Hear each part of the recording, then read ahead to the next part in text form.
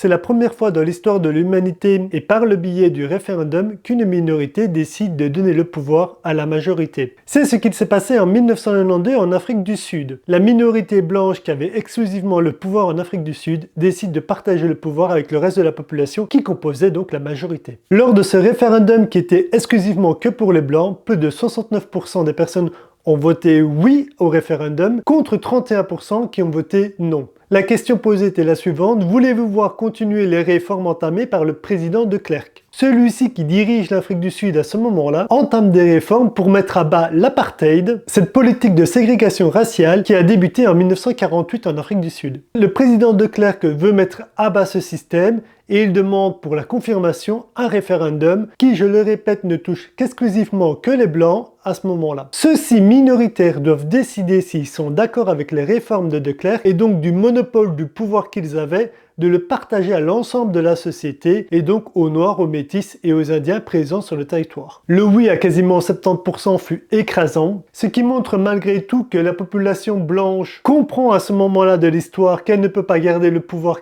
que pour elle, et qu'il est nécessaire pour faire nation que tous puissent y participer. Pour comprendre le référendum de 1992, il faut comprendre donc l'apartheid, un régime ségrégationniste qui sévissait depuis 1948 en Afrique du Sud. Voilà un petit peu d'histoire. Le terme apartheid est emprunté de l'afrikaans qui signifie séparation ou mise à part. Cela désigne un système politique de ségrégation raciale institutionnalisé. La Convention de l'ONU en 1973 définit l'apartheid comme un crime contre l'humanité, un régime d'oppression systématique d'un groupe racial dominant un autre, caractérisé par des actes inhumains tels que torture, exclusion ou violence commis dans l'intention de préserver la domination. Le régime de l'apartheid fut instauré en Afrique du Sud entre 1948 et 1991. La classification raciale se fait en 4 catégories. La première, les blancs, la deuxième, les noirs, la troisième, les métissés, et la quatrième, les indiens. Il y a des zones de résidence et d'assignation économique par race. Ça veut dire que les individus vont travailler et vivre dans des zones respectives à leur race et le mélange entre guillemets sera strictement réglementé. Pour cela, l'État va créer des bantoustans. Les bantoustans, ce sont des villes où les noirs seront obligés d'y habiter, renforçant ainsi la séparation entre les blancs et les noirs. Les blancs vont bénéficier de soins de très haute qualité contrairement aux populations noires. Les noirs vont vivre dans la pauvreté et ils vont avoir des écoles et des hôpitaux sous-financés. Cela va aussi entraîner le déplacement de millions de personnes qui seront obligées d'aller vivre dans ces bantoustans. Hormis les blancs, aucun autre groupe racial pourra participer à la vie politique, se présenter ou même devenir président. Ils ne pourront pas non plus avoir une propriété foncière dans les zones réservées exclusivement aux blancs et ils seront très souvent relégués à des emplois subalternes. Il y aura donc une interdiction des mariages interraciaux. Des blancs ne pourront donc pas se marier avec des noirs.